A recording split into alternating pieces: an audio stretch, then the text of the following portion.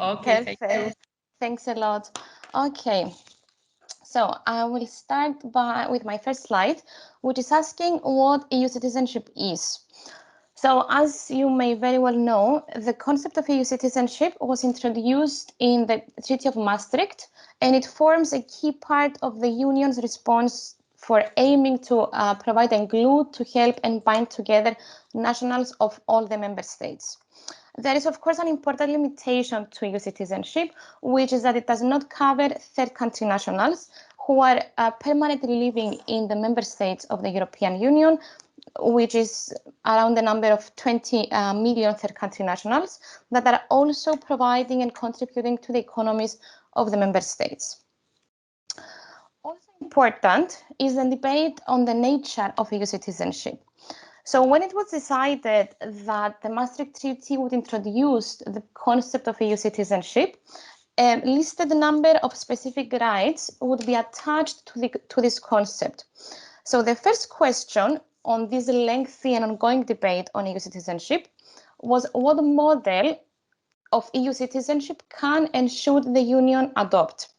So the question was whether it would be, first of all, a market citizenship, meaning that it would focus on the rights of economic actors, a social citizenship, which would mean that it would emphasize on socio-welfare rights of citizenship, or the Republican model of citizenship, which is based on the active participation of citizens in the decision-making process.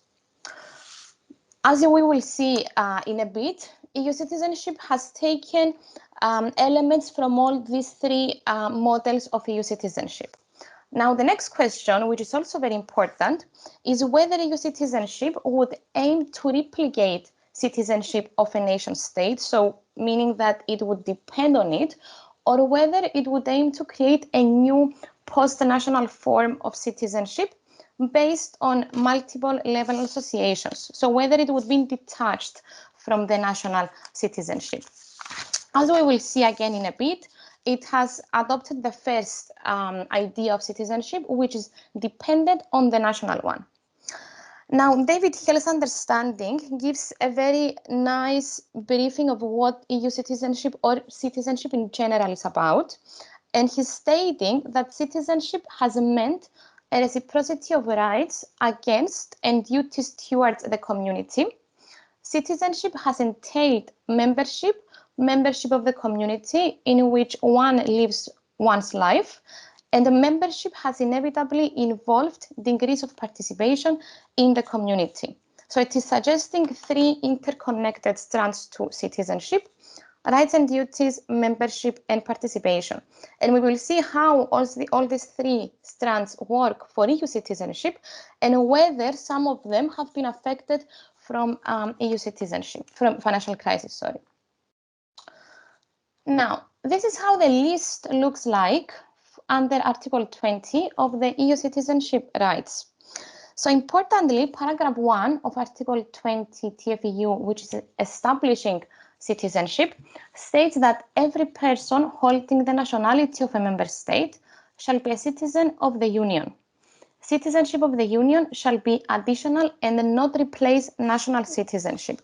So it is making clear that EU citizenship is always dependent on that of the national member state, which can have some different conclusions as to how crisis affect it now and how crisis could affect it if it was detached from national citizenship. Now, paragraph 2, which is the most important one that we are focusing on today, provides that citizens of the Union shall enjoy the rights and be subject to the duties provided for in the treaties, and they shall have inter alia the list of rights provided here, including the right to move and reside freely within the EU, to vote and stand for elections in the European Parliament and municipal elections, to be protected by diplomatic and consular authorities, to petition for European Parliament and complain to the European Ombudsman, to contact and receive responses from EU institutions, and to access documents of EU institutions as well. So by including this sentence here that they shall enjoy the rights and be subject to the duties provided for in the treaties, it is a clear reference that this list is not exhaustive. So citizenship is supposed, it is created to protect a vast majority of rights included for in the treaties, such as the right to non-discrimination under Article 18.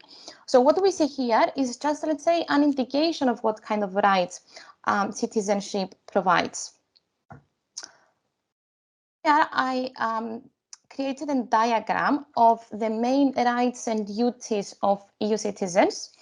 And today we will be focusing on Article 21, the right to move and reside freely, which is considered as being the primary right of EU citizenship, which gives the right to citizens to move and reside freely in the territories of the European Union, but it also gives more rights, which includes a right to depart, return, or enter and return back to the home state, rights of residence, or even welfare benefits and financial assistance. Another important right, which I just wanted to stress a bit, is the right to consular protection, diplomatic and consular protection, which is recently developing and has again been affected by various crises, and especially now with COVID-19. So this right governs the right to consular protection, which refers to the help that is provided by a country to its citizens who are living or traveling abroad and are in need of assistance in cases, for example, of arrest or detention, serious accidents, serious illnesses, or in need of emergency, of travel documents, loss of passports, and so on. This right has been increasingly important because of the growing numbers of Europeans traveling around or even living abroad to work. And as you can imagine, during the pandemic, this right has been challenged and has been invoked many times when people were trying to get emergency assistance from embassies and consular protection to return back to their countries. So the big questions that I will try to answer with you today include the following ones. So can EU citizenship be affected by crisis? For example, the financial crisis or the rule of law or during populist times? If yes, would the concept of EU citizenship be negatively or positively affected? And also, if EU citizenship is indeed affected in any way, could we conclude that there is a crisis mode of EU citizenship, which is somehow allowing EU citizenship to be treated differently in different ways? In order to answer these questions, I would firstly like to see EU citizenship in practical terms during non-crisis times, and what kind of rights it provides in just a bit more detail, just to make sure that everyone is aware of them, because I guess not everyone is an expert in EU citizenship today. And of course, if for any reason you want to ask a question or intervene before the discussion, just do so. So Article 21, which, as I referred to before in the diagram that I created, is considered as the primary right to attach to EU citizenship because it's providing the right to move and reside freely. The initial question around this right was whether it had merely codified existing law or whether it went beyond the existing law to create a freestanding right to movement of all Union citizens, irrespective of their economic and financial assistance. It is important to stress here that before EU citizenship, the right to move and reside freely existed within the internal market, but it was always dependent on this economic statement, the fact that citizens could move and reside freely only when they were economically active within the internal market. So the question here, when citizenship was created, was whether it had finally created a freestanding right to movement without the need to actually have this status of an economically active citizen, a worker, or a self-employed person. Now, from the case law of the Court of Justice, we can say that it has actually created this freestanding right. For example, in the case of bombast, the Court of Justice stated that the Treaty on European Union does not require that citizens of the Union pursue a professional or trade activity, whether as an employed or self-employed person, in order to enjoy the rights provided under EU citizenship. Also, Union citizenship was destined by the court to be the fundamental status of nationals of the member states, enabling those who find themselves in the same situation to enjoy the same treatment in law, irrespective of their nationality. So we're trying to create a situation where every citizen of the European Union moving, exercising this right, is treated in exactly the same way as the nationals of that host member state. And the idea, which was firstly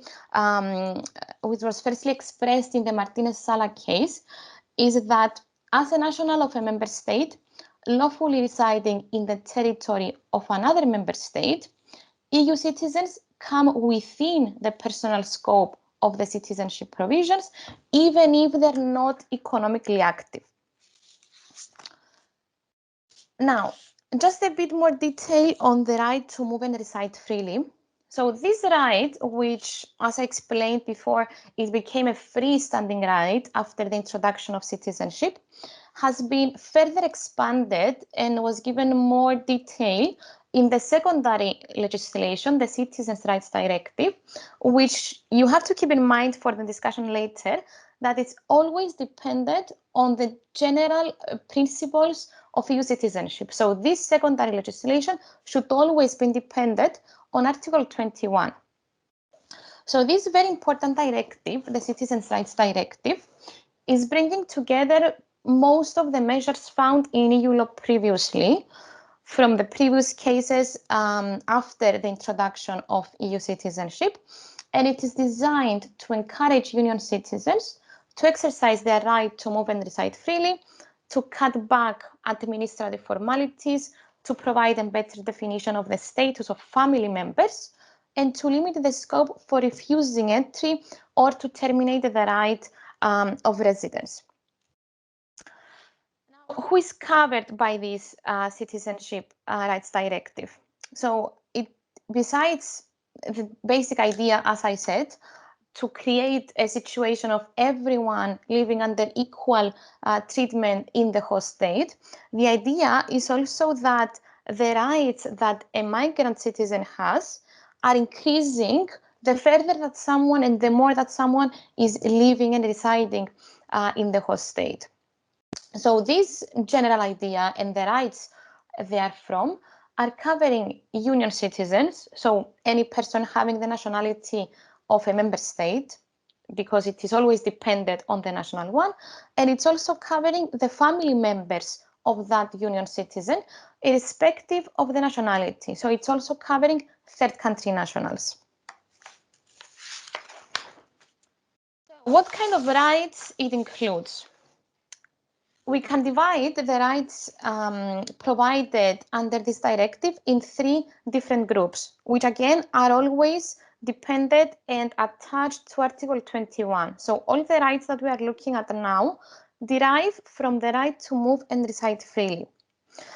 So the first group of rights includes the right to depart from the home state, the right to enter the host state, and the right to return back to the home state without any needs for formalities, just with the identity card, without the need of visas, and so on and so forth. The second group of rights include the rights of residence in the host state, which are divided in three different periods. The first one is the right to residence for up to 3 months, which is provided under Article 6 of the Citizens' Rights Directive, which provides Union citizens the right to stay up to 3 months, but there is a limitation to it, which is stating that the migrants should not become an unreasonable burden on the social assistance system of the host state. And we will see how this article has been interpreted from the case law during the financial crisis. And same goes for the second period of residence rights, which is the period of residence for more than 3 months, up to 5 years, provided under Article 7 of the Citizens' Rights Directive, and it is provided for workers or self-employed persons. Obviously, they are the ones that are economically active. It is also given for persons of independent means, namely the ones who have sufficient resources for themselves and their family members not to become a burden on the social assistance system, on students and family members of the groups above. So you can see that there is a difference from not being an unreasonable burden on the social assistance system the first 3 months to actually having independent means. So we will see again how these legal provisions were interpreted during the financial crisis. Now, the last group of rights for rights of residence is the right of permanent residence, which is usually granted through a 5 years continuous residence or through less years of residence when someone is economically active. The last group of rights is the rights of social advantages. So contrary to the previous ones, the civil and political rights, social rights attributed to the citizens of any given member state have a cost, and they need to be financed by the host member states by virtue of arrangements which correspond to delicate ideological, political, or financial choices, which is very key for periods of crisis, including populist times and the financial crisis as well. So within the citizenship context, the main social advantages which have been an issue are welfare benefits and financial assistance for education and training, as we will see later on as well. So the welfare benefit cases tend to concern direct discriminatory rules, and the cases of financial assistance for education and training, indirect discrimination. And we'll see again how this differs during periods of crisis. Just 2 examples of 2 cases, just to see how these social advantages are protected under the umbrella of citizenship rights. So in the case of Bidar, we have a French national living with his grandmother in the UK, who was not granted a loan for his maintenance costs on the ground that he did not satisfy the criteria for being settled in the UK, nor did he satisfy the residence requirements laid down by British law. However, the court in this case found that the UK rules were indirectly discriminatory since they risked placing the nationals of other member states at a disadvantage. Again, in the case of the Morgan case of the Court of Justice, we have a situation of someone who is trying to get a grant to pursue studies, and there is a condition in Germany stating that the first stage of studies should be taken in the country that is providing the grant. So again, the Court of Justice stated that the first stage studies in Germany condition was liable of discouraging citizens of the Union from leaving Germany in order to pursue studies in other member states. So it's contrary to Article 21. So again, the idea is that EU citizenship is trying to promote the mobility of EU citizens by providing equality when it comes to the rights of residents and also social advantages that are attached to these rights of residents in the host state, whether this is financial assistance for education or whether this is welfare benefits. So the equal treatment rule is governed by Article 24 in the Citizens' Rights Directive, which is laying down this general right to equal treatment, specifically stating that all Union citizens residing on the basis of this directive in the territory of the host member state shall enjoy equal treatment with the nationals of that member state, which again includes welfare benefits and financial assistance for education and training. However, there are some limitations imposed by paragraph 2 of the same article, stating that the host member state shall not be obliged to confer entitlement to social assistance during the first 3 months of residence, or where appropriate, the longer period provided under Article 14, which is referring to job seekers, nor shall it be obliged to grant maintenance aid for studies, including vocational training consisting in student grants or student loans, before the acquisition of the right of permanent residence. So we basically have two exceptions: the social assistance for the first 3 months and the maintenance aid for studies before permanent residence. Now, what changed during the financial crisis and why? So the rights that we have just mentioned, the three different groups of rights, have been affected during the financial crisis in 4 different ways. And these are the ways that I personally identified. If you study other scholars, they would identify more or even disagree with me, but this is where I want to come into the discussion afterwards.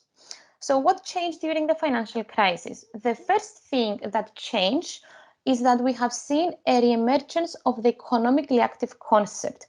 The concept that I mentioned in the beginning, which was supposed to be decreased or even to disappear after the freestanding right of EU citizenship, we see that it is re-emerging again during the financial crisis.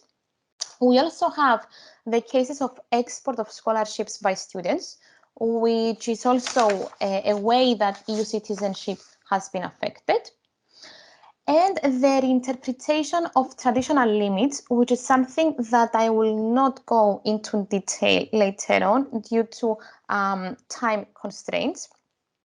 But what I want to stress about this is that these rights that we have just mentioned can be limited based on 3 grounds: the public policy, public security, and public health.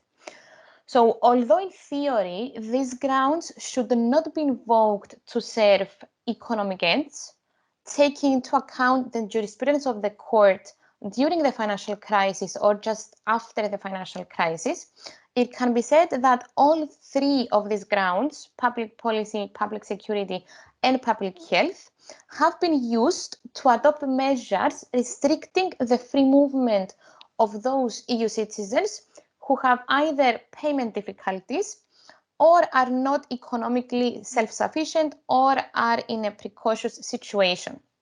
So the idea under this ground, that I will not get into much detail later in the analysis, is that one of the ways that EU citizenship has been affected, not the rights directly granted, but the way that these rights have been limited.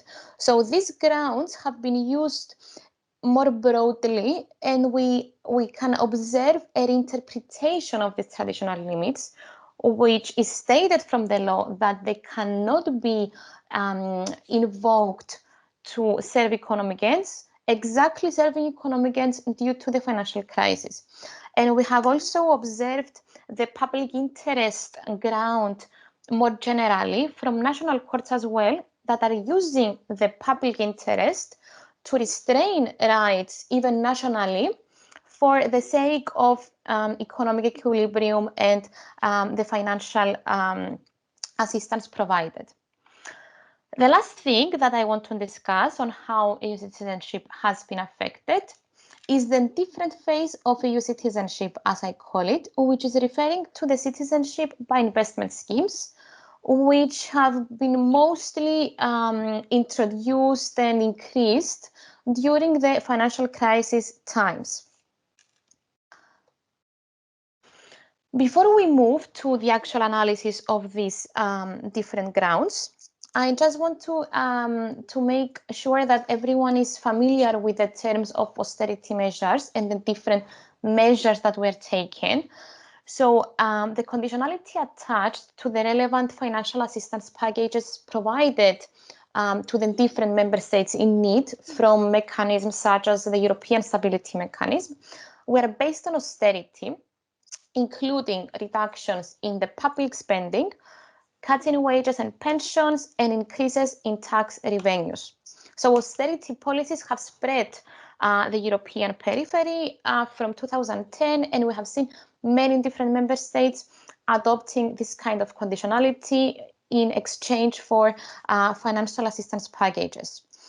So within these austerity measure policies, welfare programs were downsized, and in such a way, economic, fiscal, social, and labor policies of national member states were subordinated in formal terms to budgetary stability, and in actual terms to the success of internal devaluations. So the rights that we have seen before, the third group, seems to have been affected even before analyzing the case law. We can guess that it has actually been affected since these welfare programs were downsized for the budgetary stability of the member states to respond to this financial austerity conditionality imposed.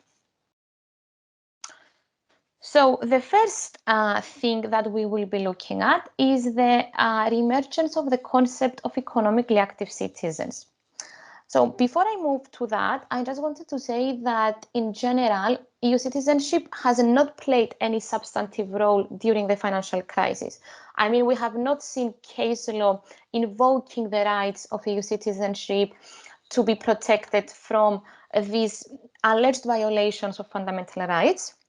And this is primarily due to the limited list of rights attached to EU citizenship and this lack of a social attachment to it, which was rendering EU citizenship irrelevant in these kind of cases for these fundamental rights infringements, because we have not seen an express social right within the list of EU citizenship rights. What we have seen is welfare rights included in the directive in the secondary legislation, which is attached to one of the rights of the list of citizenship rights. This is vividly illustrated from the case law of the Court of Justice and the very, very limited extent to which EU citizenship has played a role in this austerity case law. In other words, the crisis, we can say, has affirmed these exclusionary dynamics at the core of EU citizenship and the rights attached thereto. However, as I said, the crucial changes in national, social, and economic policies driven by austerity measures have changed the practice of EU citizenship by the Court of Justice. So, practically, the most visible change concerns this re-emergence of the concept of economically active citizens, which has created a situation of EU citizenship splitted in two, formalizing the existence of a category of European citizens who lack access to the substance of the status and the ones that can actually have direct access to those rights. In particular, the case law of the Court of Justice, but also in legislative proposals from national member states, which is also something that we have observed during the financial crisis, we can see a form of citizenship conditionality that we haven't seen before. So there is a limitation of the enjoyment of the right to freedom of movement to economically active persons meeting the certain criteria of being economically active, as we have seen it before the introduction of EU citizenship. So this entails that those who are not or who are not deemed to be economically active fail to be recognized as holders of EU rights against expulsion or even against the protection from discrimination.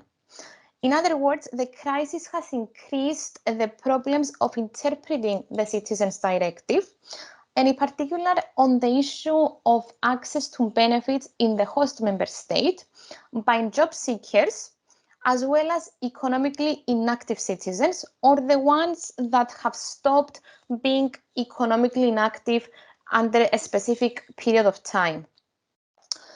So, significantly, this issue has been raised in a series of cases that mostly the German courts have referred for preliminary rulings to the Court of Justice of the European Union.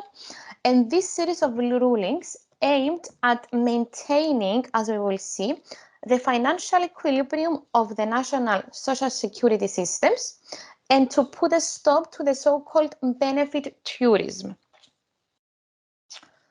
The first example is the case of Dano, where the court explained that the right to equal treatment under Article 24, paragraph 1, as we have seen previously, is enjoyed only by those citizens whose residence is in compliance with the requirements set out in the directive.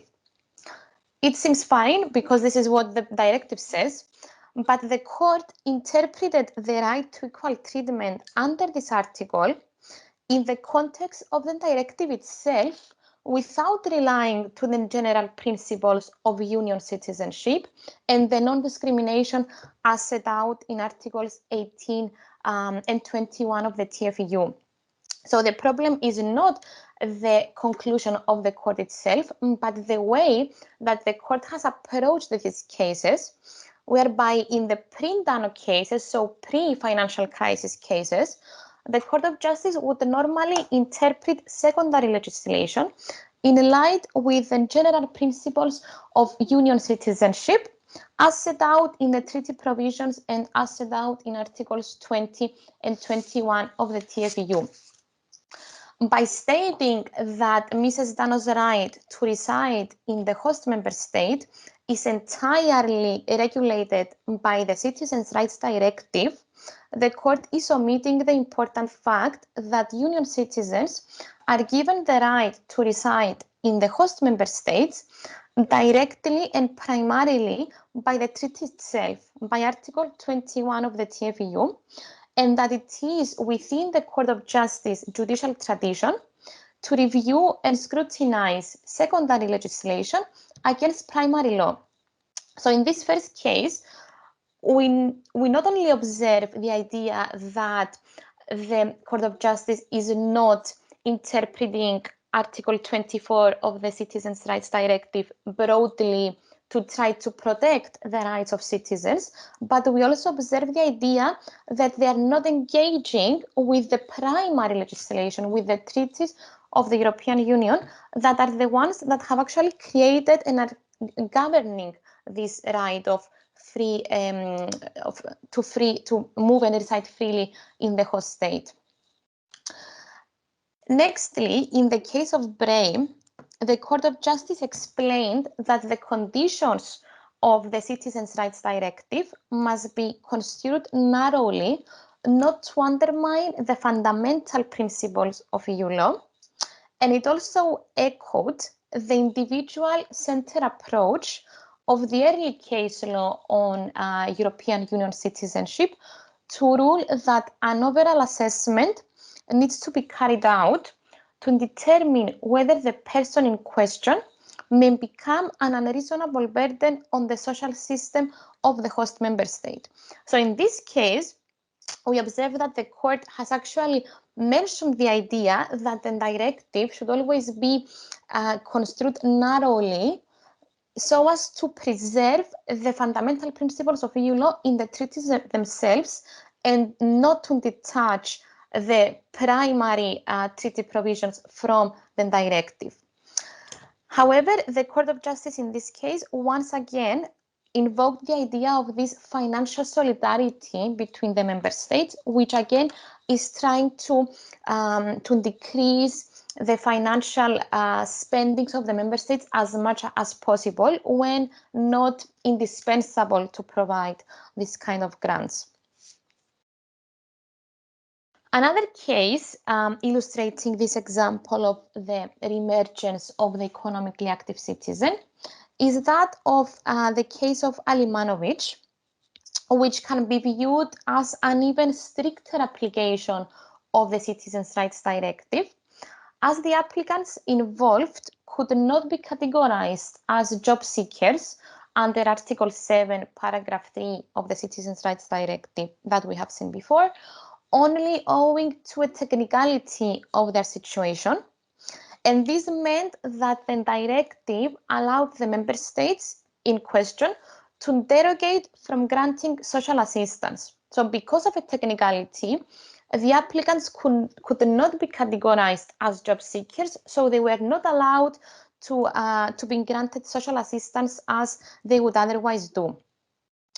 So member states are allowed to stop economically inactive EU citizens who do not have sufficient resources for themselves and their families, as stated in the directive, from accessing social assistance benefits. But cases of nationals of other member states who are seeking employment in the territory of the host state and have previously worked in the member state of origin, such as we have seen in the case of Alimanovic, are different from those who have never worked before and have always needed the assistance of the welfare system of the host state, such as we have seen in Dano.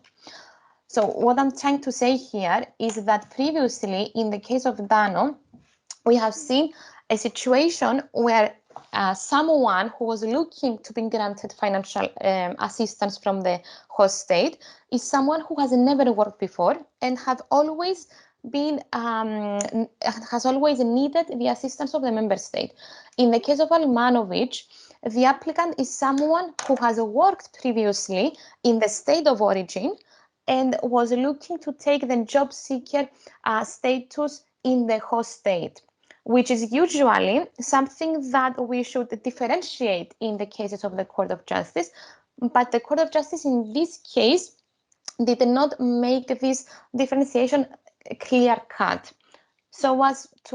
which led in the end to this technicality problem, which prevented the applicants from being considered as job seekers under this article.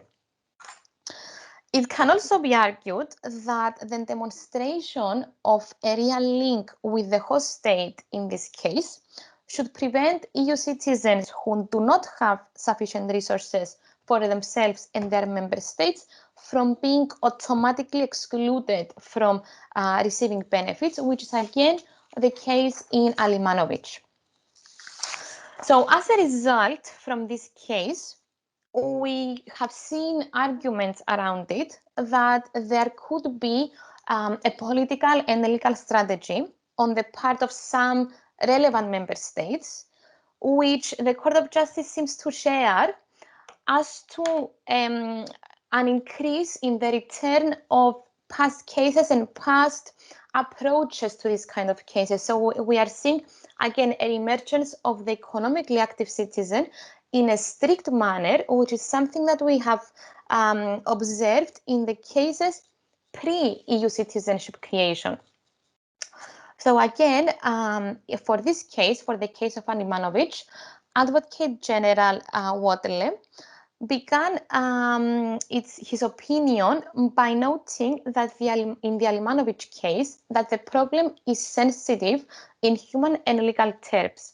It will necessarily lead to the court ruling both on the protection offered by EU law to its citizens as regards their financial situation and their dignity too, and on the current scope of the fundamental right to free movement, a founding principle on which the European Union is built.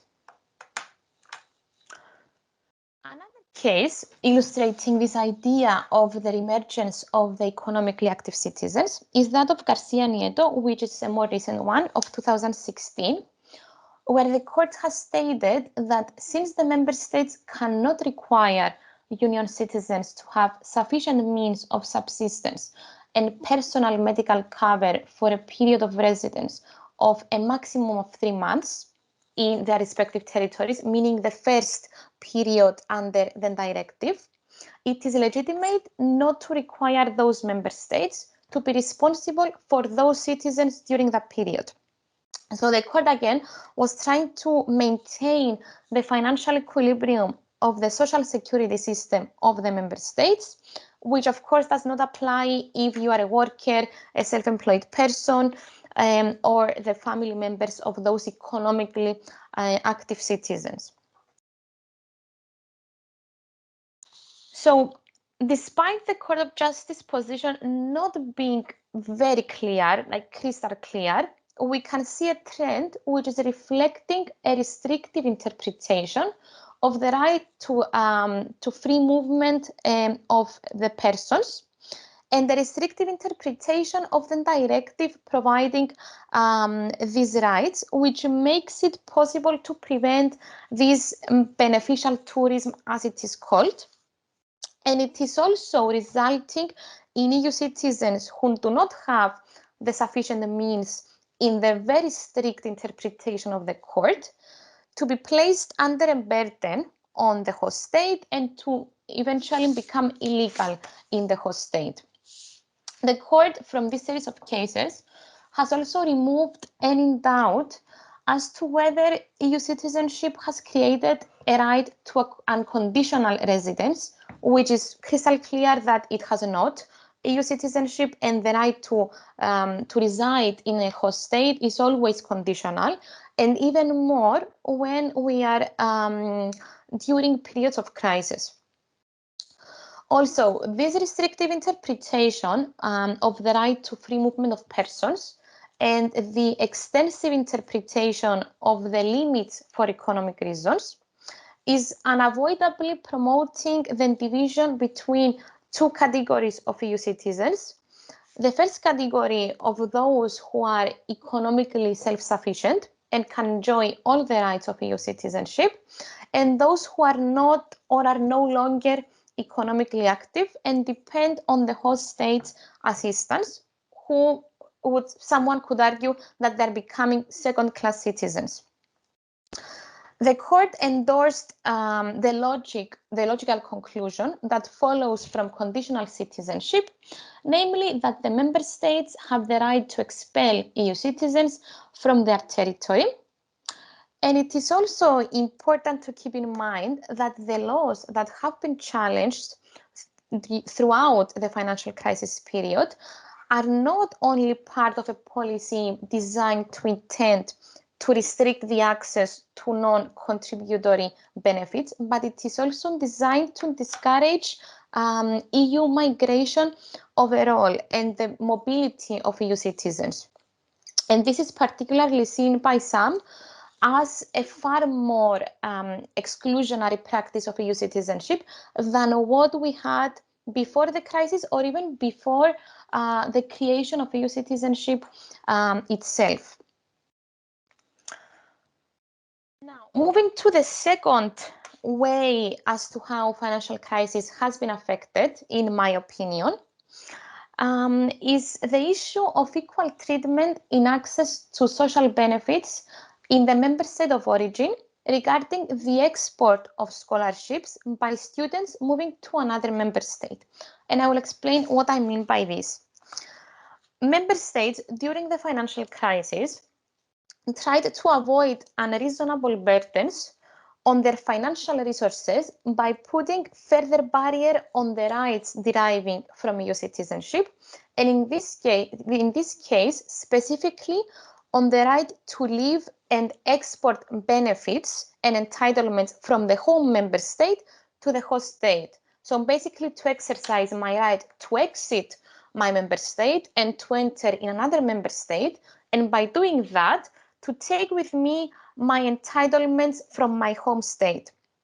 This point has been raised in a series of cases, again, mostly from German courts.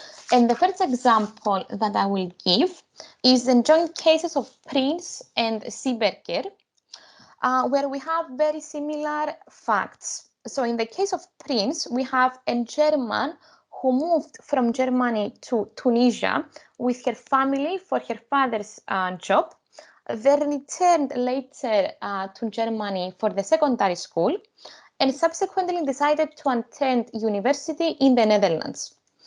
She was granted funding from the German authorities for her first year of studies in the Netherlands, but was rejected for the second as she failed to satisfy the so-called 3 years rule, residency requirement, the German law basically, which stated that a citizen had to be resident in Germany for 3 years prior to the start of their course.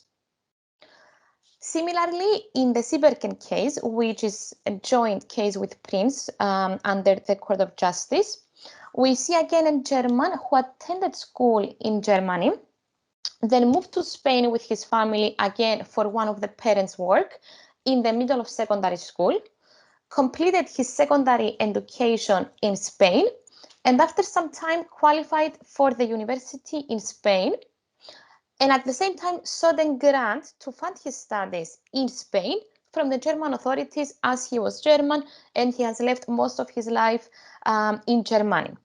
Again, this was denied based on the 3-year rule, which was saying that you need 3 years residence just before you are granted the grant to fund your studies.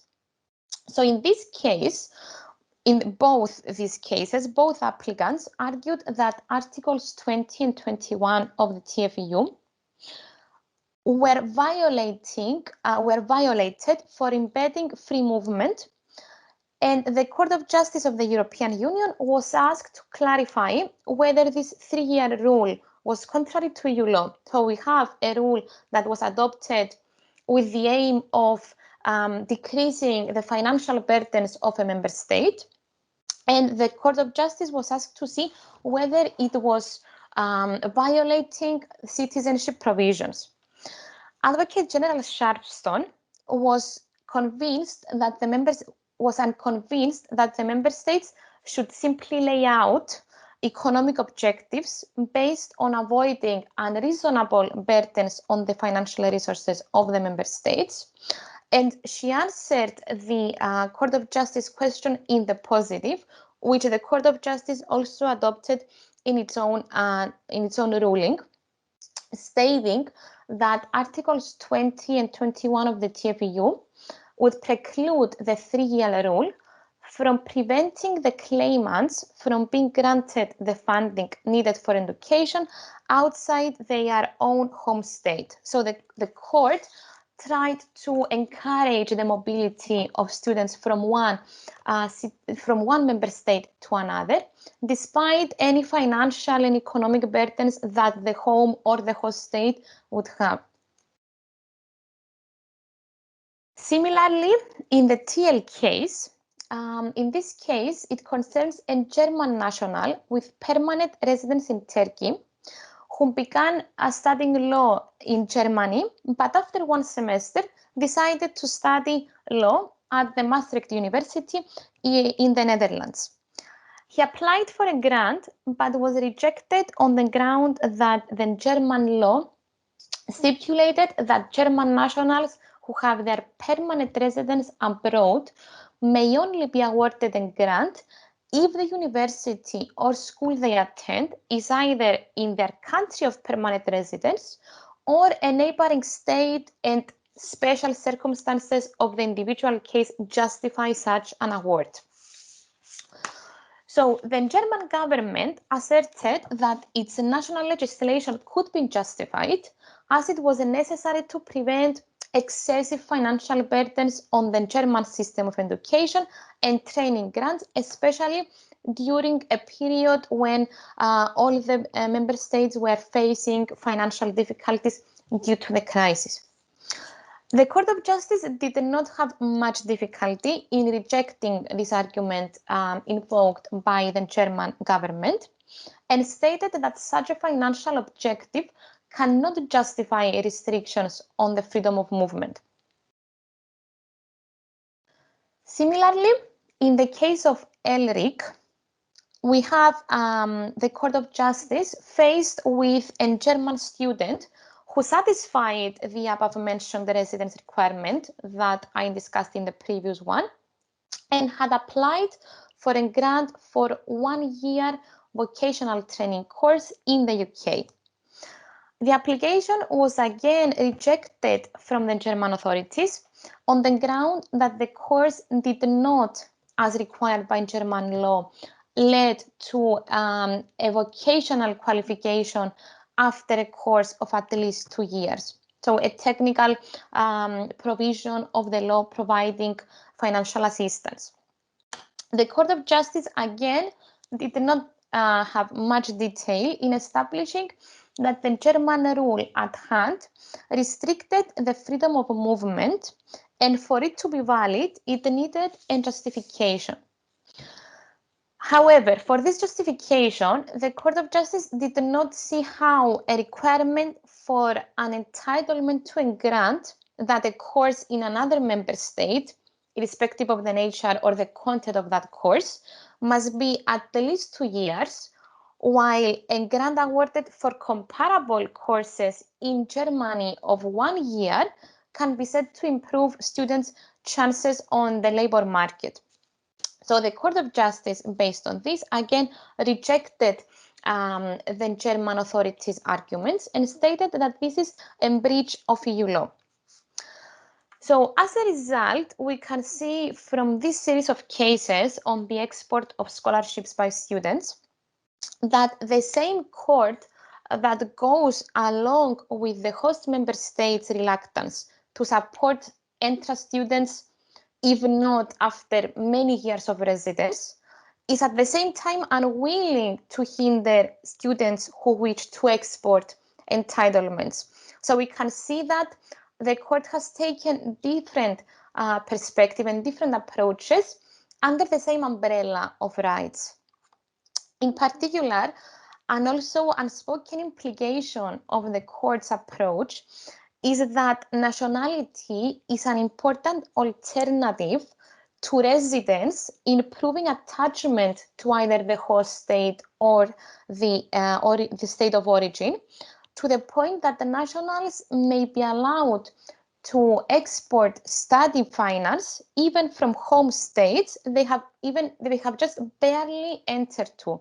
So we see that the court has changed its approach during the same time under the same umbrella of cases, but it's now using citizenship, nationality, as an alternative to residence requirements that we have seen in the case law of the welfare financial assistance. So in cases on portable study grants, the courts take these different views, and it has found all kinds of predetermined residence requirements, whether this is 3 years or whether this is permanent residence, as violating EU law and violating the articles of establishing EU citizenship. So the Court of Justice of the European Union has remained much more in line with the concept of EU citizenship and has chosen to encourage student mobility and equal treatment. The last way as to which EU citizenship has been affected during the financial crisis, and again, this is just my opinion, is this, as I call it, the different phase of EU citizenship, meaning the citizenship by investment schemes. So we can observe that this crisis has led to, as somebody called it, the commodification of EU citizenship, which is used as a mechanism to attract investments through granting of visas or directly offering nationality of member states to nationals of third countries, as a way of alleviating the financial consequences of the financial crisis. So somebody could say that it is striking that while limiting the free movement of EU citizens in specific areas of EU citizenship law, the crisis has also led many member states to pass legislation facilitating the free movement of a particular kind of foreigners, basically investors that are granted these kind of schemes. So, for example, in 2013, Malta established a program of cash for citizenship, basically granting of passports to investors in exchange for €500,000 investments. Similarly, and this is a very topical issue at the moment in Cyprus, the Republic of Cyprus had for the first time introduced a broad citizenship scheme to attract investment in 2007.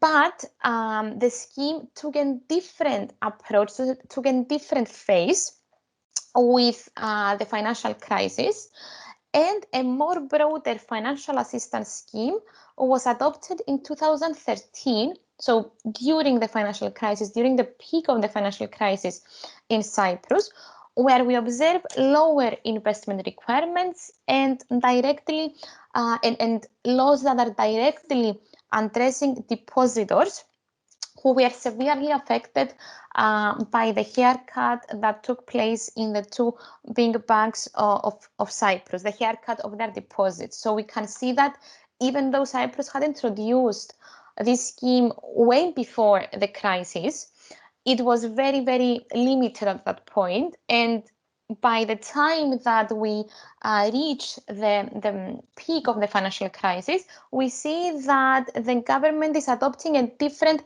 approach to it to try to alleviate again the financial crisis consequences. So we could argue that this scheme has used EU citizenship as a way of covering the excessive financial burdens of the country.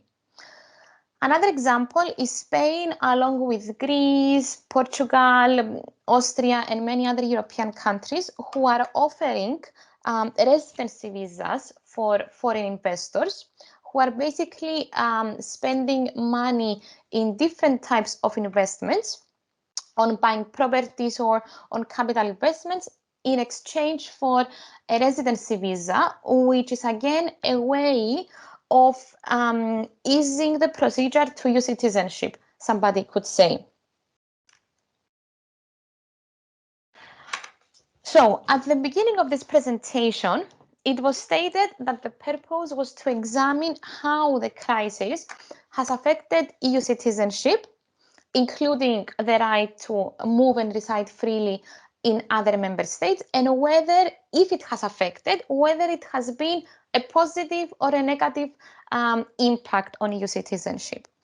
So it seems undeniable that the crisis has affected EU citizenship in many different ways.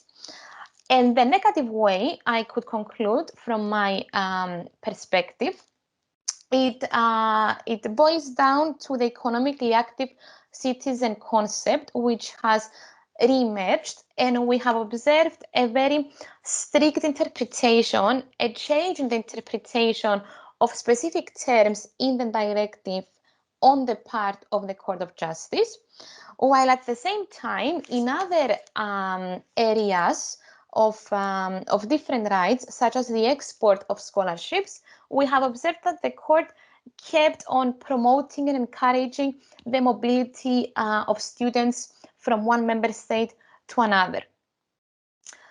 At the same time, it can be said that the financial crisis on EU citizenship law was carefully limited on the edges of the notion, and most probably with the goal of securing the core of this area of EU law. So we have two different phases or two different arguments on whether and how EU citizenship was affected during the financial crisis. Also, another way that people could see it is that the crisis has reversed or has enhanced some of the main weaknesses already existing in EU citizenship law, such as the exclusionary dynamics of the concept discussed in the beginning, and the idea that the list of rights under EU citizenship is restricted and it should at some point be extended expressly within the treaty. Now, the question that I want to say now and leave time for discussion as well is, what about other ongoing and future crises? So if EU citizenship is a concept that can be so easily affected, whether on the negative or the positive, fortunately, what about other crises? Can we say that EU citizenship is also affected from crisis of Brexit, refugees crisis, during populist times, COVID-19, and so on and so forth. And if it has, which it has, it's for sure, can we say also that EU citizenship has a so-called crisis mode, which allows this crisis mode to emerge during periods of crisis, which consequently allows member states or the Court of Justice to treat EU citizenship differently? So is this crisis mode a thing at the moment, which basically allows governments to adopt legislations, for example, during COVID-19 that would create borders in the free movement of persons, which is part of EU citizenship? Or can we also say that during populist times we can see new governments, populist governments that are trying to again put borders in this free movement of persons, and they're trying to create hard or even harder borders between the mobility of citizens, and which of course it's posing threats to EU policies and objectives that lie to the core of EU citizenship. So if I can stop here and we can start in discussion if you have questions, or we can just start discussing what I just suggested. Thank you very much for your presentation, Katerina. Now let's see if we have any comments, either here in the class or on Microsoft Teams. Yes.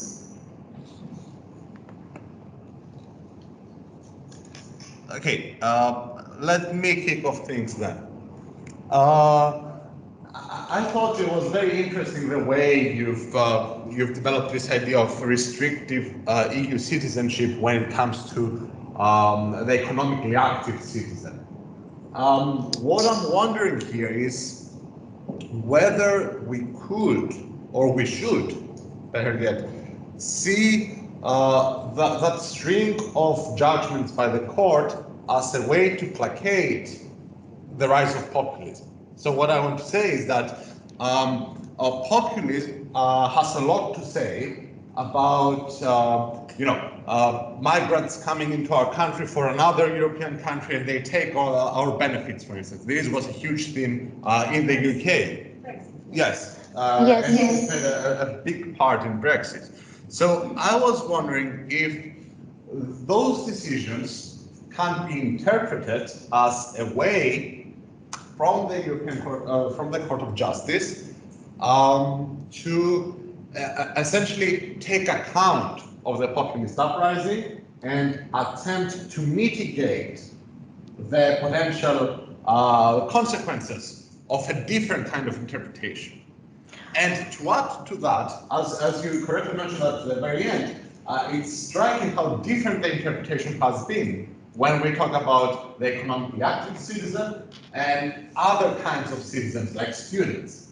And so maybe we can interpret this diverging interpretation on the part of the Court of Justice by looking at populist rhetoric. So populist rhetoric directs anger towards citizens who move to another country claiming benefits, but it doesn't do so much about students who want to move to another country and study and so forth. So I was wondering if you had any thoughts on that. Thank you very much, Andrea. So yes, I completely agree with what you said. I mean, it is truly striking how EU citizenship has been affected by so many crises. I mean, it is obviously clear from my presentation that it has been affected by the financial crisis.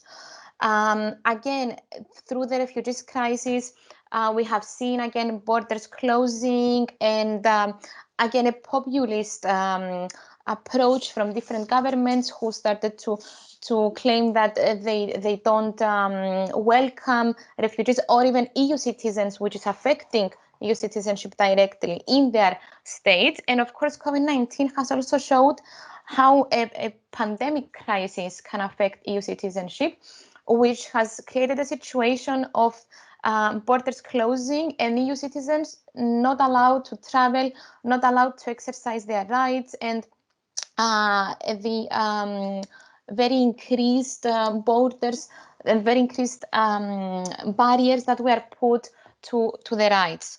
And what I am trying to say is that, as you said, the crises have created, all the crises are interlinked, if you ask me. What we have seen from Brexit, we are currently seeing in populist times. We are also seeing same things or similar things from the financial crisis. And as you said, there has been an increased approach towards EU citizenship, a hostile approach towards EU citizenship, not only coming out from the financial crisis as a way of decreasing the excessive financial needs of the member states, but also during Brexit, which was one of the main arguments of the Brexit campaign, which was not only stating that third country nationals are not welcomed in the UK, but it was also hostile against EU citizens themselves. So we can see, as you also mentioned, that this populist approach towards EU citizenship is creating not only a hostile approach to it, but it creates practical barriers to it, because we have seen laws adopted on the member states level that are directly conflicting with Articles 20 and 21 of the TFEU, of the citizenship provisions, which is, of course, what has been challenged before the Court of Justice. And hopefully, the cases that continue to go to the Court of Justice, especially challenging national laws that are trying to put these barriers, whether these are coming from populist governments or not, hopefully we will see the Court of Justice taking a more clear-cut approach to those, and not so much sharing the thoughts of these economic objectives or populist objectives or racist objectives from some member states. And I would also like to hear what our participants think about how EU citizenship could be affected in any other ways. I mean, maybe there are different ways that I didn't even thought of, or you think that EU citizenship could be affected in a different way during even non-crisis periods.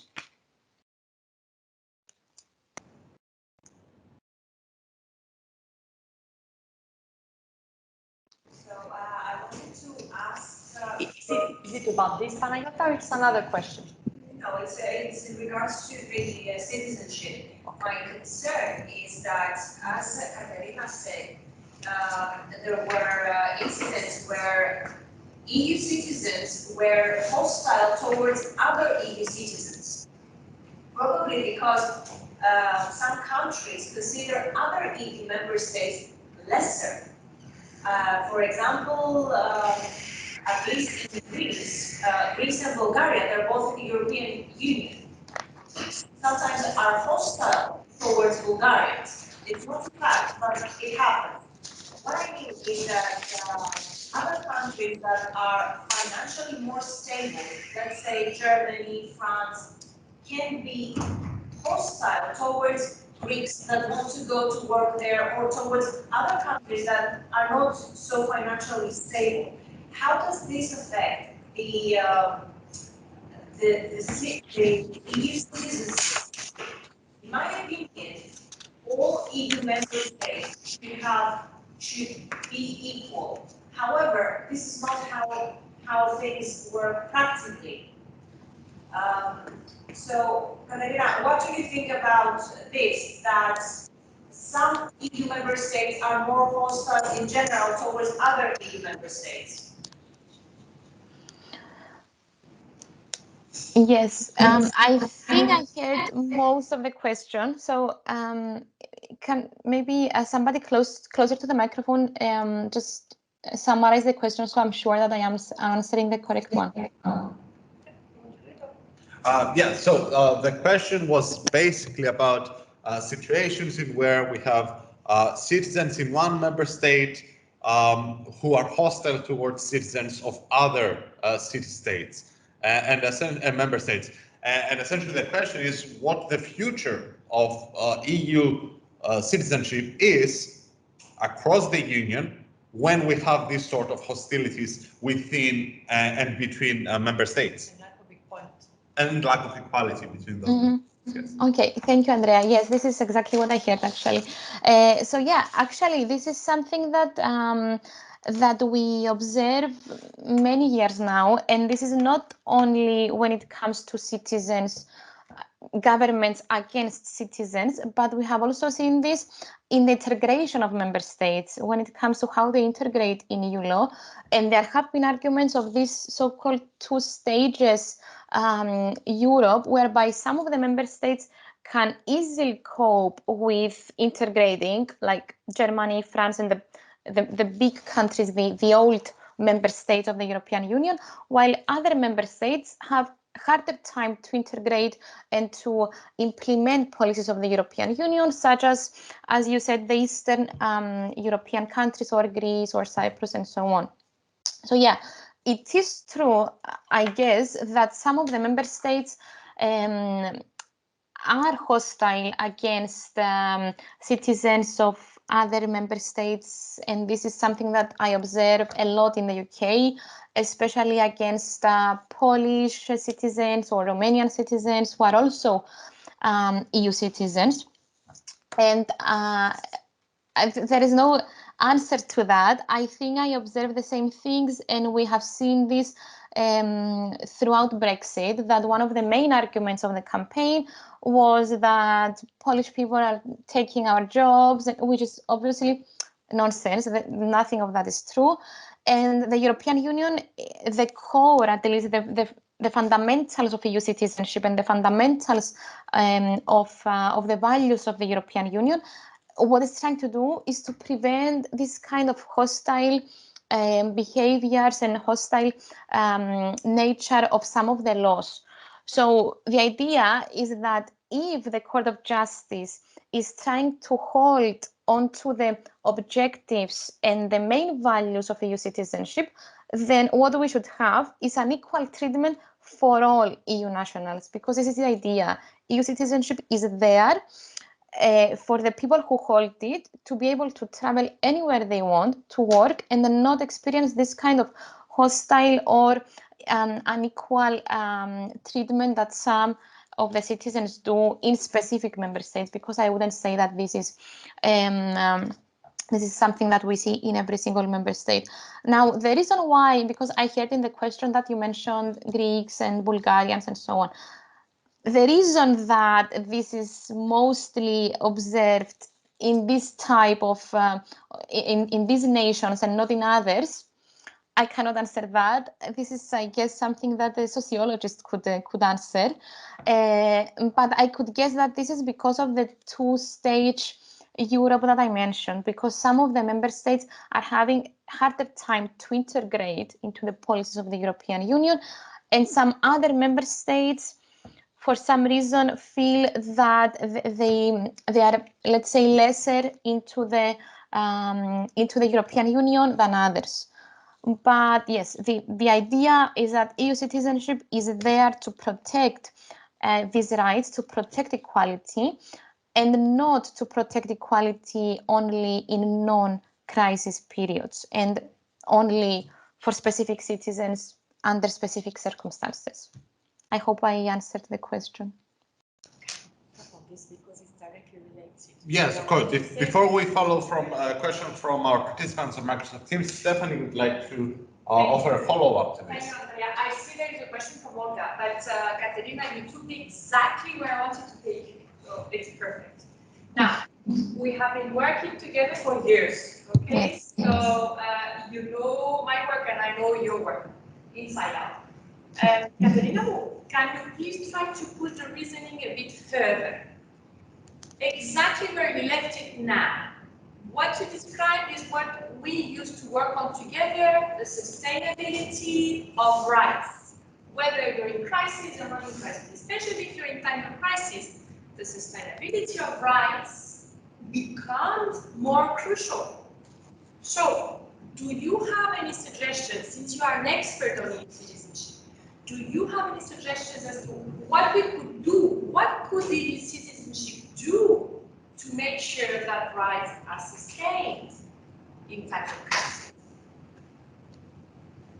Perfect. Thank you, Stephanie. So this is a very good question, because I was very recently reading a few articles, and one of them from Dr who, as you know, Stephanie, was one of my examiners, that are arguing that one of the solutions to actually keep EU citizenship untouched and to preserve the values that EU citizenship is trying to provide is to detach it from the national citizenship.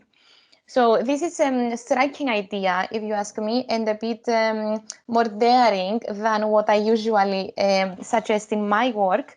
But it is also very interesting because, as we have seen, many of the problems, many of the barriers that were put to EU citizenship and to the sustainability of the rights provided therefrom, derives from the treatment of EU citizenship by national member states. So a lot of scholars and academics are currently trying to promote this idea that EU citizenship, maybe it's time for EU citizenship to be detached from the national citizenship, which is also something that has emerged because of Brexit. Because you cannot sustain the rights that EU citizenship is trying to promote and to grant to citizens if governments are either adopting legislation that goes against it, or are either promoting values, as we have seen from Brexit, for example. So yes, one idea could be that, of course. And another idea that I was working on for a long time is the idea of trying to connect EU citizenship with a broader scope of rights, because as I emphasized in the presentation, the financial crisis has also revealed this exclusionary dynamics of EU citizenship, the fact that it does not expressly include social welfare rights within its list. So another idea, besides the very extreme one, as I would characterize it, is to try to connect EU citizenship with the rights provided in the Charter of Fundamental Rights, which is including a vast majority of rights, a variety of rights, from social rights to free movements to third dimension rights that have to do with data protection and so on.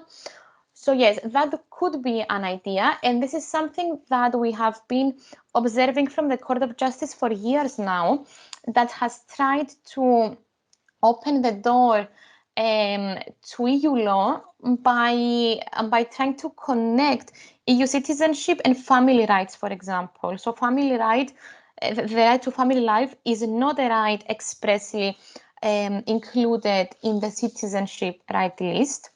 But we have seen the Court of Justice many times, and especially under Article 21, to emphasize that in order to promote and sustain the right to move and reside freely in another member state, it should go hand by hand with the right to have a family life, for the right to family life under the Charter. So what I'm trying to say is that one of the ways that EU citizenship can be protected along with the effectiveness of EU law is to try and connect it with other rights.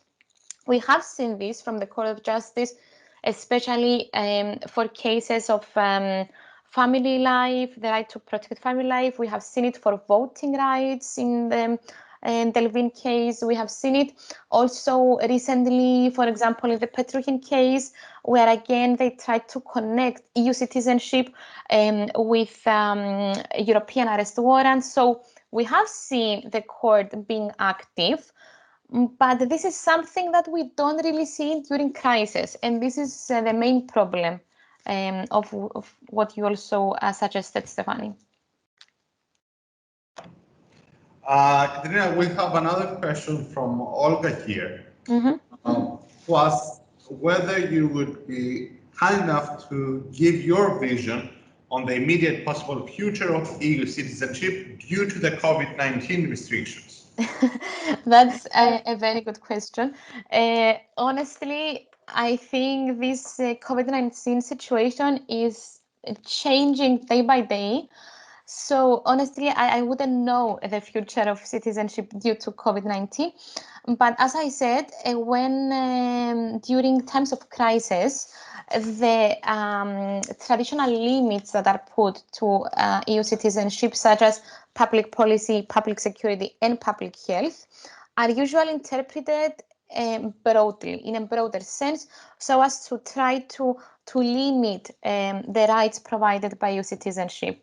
And this is also the situation with COVID-19. So the rights of EU citizenship have been restricted, vastly restricted, since the emergence of the pandemic. But I haven't seen any cases going to the court yet. I'm not sure if they will. But I am guessing that the same reinterpretation of traditional limits that we have observed during the financial crisis will also be the case for the COVID-19 crisis. So the court would use these grounds, would invoke these grounds to justify restrictions to the right to move and reside freely or other rights of EU citizenship due to public health reasons. The difference in this case would be that it's actually allowed. I mean, it is allowed from the law, and this is something that the court has been doing. It is within the judicial traditions of the courts to use these grounds to limit rights but justify those rights. The problem with the financial crisis was that these grounds are not usually used to serve for economic ends.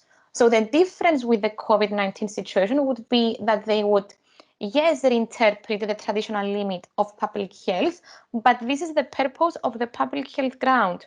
While the problem with the financial crisis was that these three grounds, public policy, public security, and public health, are not supposed to serve economic ends of the member states, but this is how the court has been using it, and this is how national courts have been using it. So this is the difference between these traditional limits and derogations of the rights. So in one sentence, to answer your question, the vision on the immediate possible future of citizenship, I think it will continue to be restricted because of public health grounds. But I think that the court would easily justify these grounds on public health without this controversial aspect of it, because public health is public health and it's not meant to serve any economic ends, at least for the moment. Thank you, Katerina. Any other questions or comments? We've got another here in the chat before Stephanie can chime in. In relation to what you explained about strengthening rights, if I am correct, the Charter in the context of citizenship is usually brought in when Article 21 of the Treaty on Functioning of the EU does not apply, so it is in more exceptional cases like Zambrano that becomes more relevant. I think this is problematic currently, and like you said, rights must somehow be strengthened. Yes, thank you very much, Carmelia, with a very nice name. So yes, you are perfectly right. It's usually brought in when. Can you mute the microphone because I can hear myself? Thank you. So yes, you are perfectly right that it is usually brought in when Article 21 does not apply, but there have been cases that are directly under the scope of EU citizenship. And what happened is that they actually used the charter in cases where the charter in the strict sense was not supposed to be used, or even vice versa. They tried to firstly invoke the charter and then say that since the charter is applicable here, then as you also said, if the charter is applicable here, it means that it falls within the scope of EU law, and then we can open the door to EU citizenship as well. However, I think that even though it is problematic and it is very restricted, I think this series of cases of the Court of Justice are very important because they are gradually creating and establishing this connection with EU citizenship cases and with EU charter cases. And we have seen that this started, yes, with Article 21 and the right to move and reside freely, and the connection of it with with the fundamental right of family life. But as you also mentioned, it has moved further to Article 20 and the Zambrano case. The problem is that I'm not trying to say that this should happen to every single case, because otherwise this would mean that we are intervening in something that is not the exclusive competence of the European Union. So, because as I said, EU citizenship is always dependent on national citizenship. So we cannot really intervene into the national provisions and the national legislation of the member states to say that this should be done based on EU law because of this and this reason. What we're trying to do is to protect the rights and protect EU citizenship and intervene in national laws to do that only when we see that the effectiveness of EU law is not preserved. At least this is how I see it, and this is why I find the scenario of detaching EU citizenship from national citizenship a bit more problematic and a bit more extreme for what I usually propose.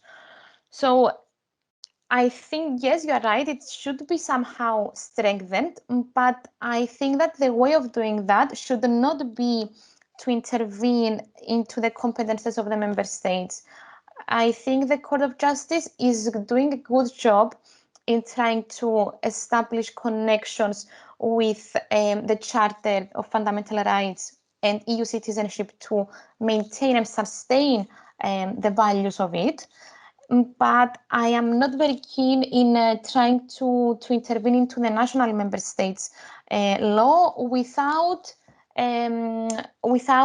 justification, let's say. So I wouldn't say that the way of strengthening them would be to detach them, but it would be to try to strengthen them up to the point where EU law is preserved, so as to preserve the effectiveness of EU law and the rights of Article 2, for example, the values of Article 2.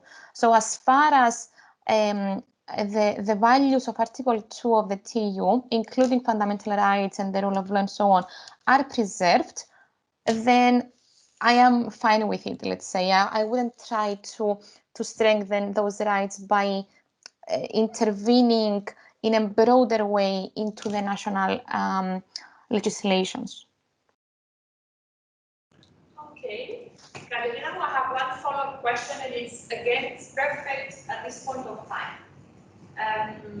All right. Yesterday at the summer school, we spent quite some time discussing the ruled and the rulers. Who are the rulers? Who are the ruled? How broad should be the remit of the rulers? How broad should be the remit of the ruled? We spoke about citizens with you, Andreas. We spoke about who should be citizens, what it means to be citizens. Now we discussed the fact that it could be an idea to keep EU citizenship away from national citizenship, which of course has an impact on member states' competencies. So I have a following question about the rulers and the ruled. Schemes like the citizenship by investment schemes, don't you think that they could have a direct impact on populism, in the sense that it is the elite ruling for an elite of citizens or an elite of rulers, leaving out the others. So such schemes, what is, I mean, because we have worked together on the scheme and we were trying to find a theoretical framework to look at the scheme. It actually looks like, you know, that framework, that philosophical framework of the ruled and the ruler is a good one for a scheme like this. But it actually takes us to see that we are talking about a very, very small basis of ruling away from the rule of Can you, Stephanie, can you repeat the last sentence of what you said? The sentence is basically that the schemes, so those citizenship by investment schemes, they are from one elite to another. They are from the elite of the ruler to the elite of the ruled, so to the beneficiaries of the scheme.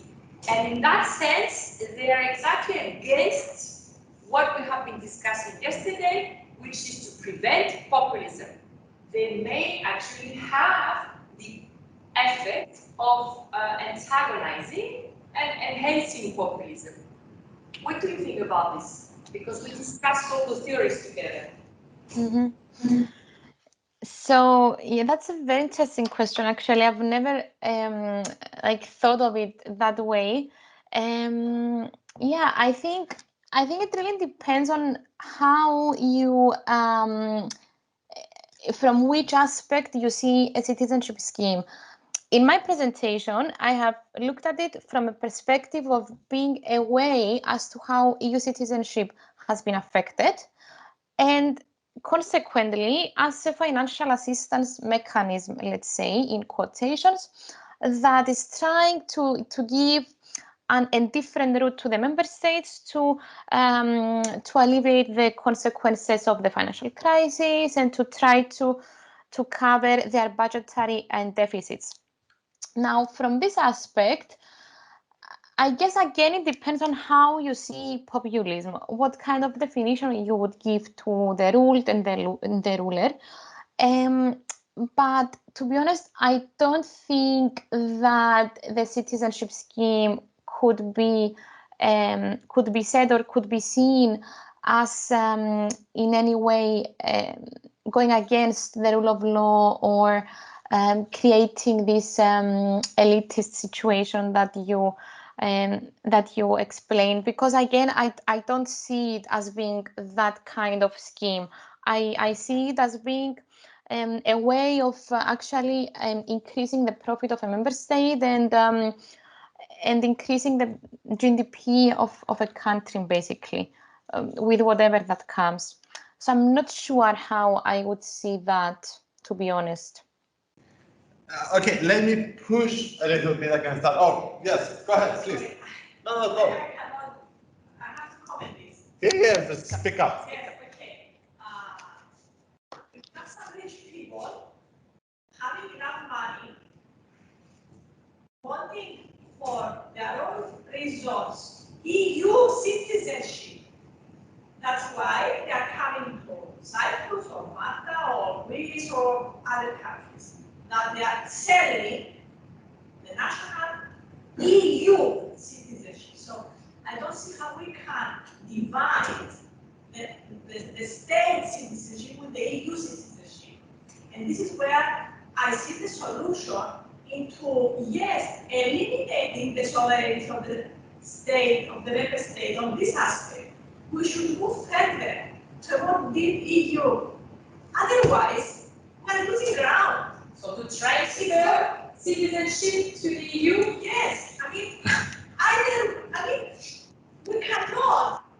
If we are there, it's a political issue, isn't it? I mean, personally, I believe that European Union, instead of making the big expansion in the 90s, they should go for a further union.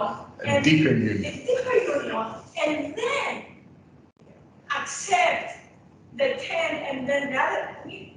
So, Katerina, I don't know if you've heard all of... Not all, to be honest. Can you maybe summarize? So, to sum up, the basic idea is those schemes are essentially a matter of rich people who benefit by the very presence of those schemes to purchase not simply Cyprus citizenship, but EU citizenship. And that's the same not just in Cyprus, but in Malta and in other countries that offer similar schemes. So essentially, this supports Stephanie's earlier comment that what we have is indeed a distinction between the people and those who hold enough economic power, financial power, to buy their way into EU citizenship and therefore become part of this elite, which gives rise to populist responses and uprisings. So the idea here is that those schemes essentially function to the benefit, not simply of a country in terms of increasing GDP and so forth, but for the benefit of economically superior actors who can gain by abusing or using/abusing those schemes. Okay, yes, that's a quite controversial one. Can you, yes, thanks. So yeah, that's a quite controversial one. I mean, there are so many different perspectives to look at this. Obviously, this is one of them, but again, then how would we explain or how would we comment on, for example, athletes that can take EU citizenship, Cypriot citizenship, and then EU citizenship, just to play, for example, football in the national teams of Cyprus, for example, because this happens. I mean, even for them, it's not a lengthy procedure and the time-consuming procedure to be granted EU citizenship because of Cypriot citizenship. They can take it very fast because of their status as football players, because of their status as someone who has gained something huge, or even for athletes to participate in the Olympic Games and so on and so forth. So, yeah, I guess it could be the case, and especially when we see specific faces and specific people going for those citizenship schemes. But again, honestly, I wouldn't see that as something that could be the reason for detaching EU citizenship from the national one. I mean, obviously, the European Union is not very keen in continuing this kind of schemes, especially when huge scandals emerge around them. But again, I wouldn't say that this is a reason good enough to detach national citizenship from the European one. I mean, I wouldn't say that, and I don't also see how that would work if someone was, let's say, having an investment in Cyprus but not gaining EU citizenship simultaneously. It means that they wouldn't go for the Cypriot citizenship in the end. I mean, this is the main key why they go for Cypriot citizenship, besides the sun and the beach, of course. But yeah, I think this is my opinion. It's very personal and it's a very controversial thing. But of course, I'm not in favor of any criminals taking the citizenship, obviously. But yes, I wouldn't say that this is enough to detach EU citizenship from the national one. Okay, thank you. It's indeed a quite controversial topic. That's why we have such fierce disagreements. Does anyone else want to say something, either here or in the chat? No more comments? Okay. Well, Katerina, thank you very much for your discussion, your presentation and the discussion. It was quite fascinating with a lot of interesting issues. And so thank you for joining us. We really appreciate it. Thank you very much for inviting me. And I knew that we would stuck to the citizenship and investment scheme. So I, on purpose, I didn't include a lot of things because I didn't want the focus to be there. But thank you very much. That was quite wise of you. Yes. Okay, thank you, Katerina. For everyone else, we'll take a short break and then we'll come back with the final session of our summer school. Bye, Thank you. Enjoy the rest of the summer school and thank you very much.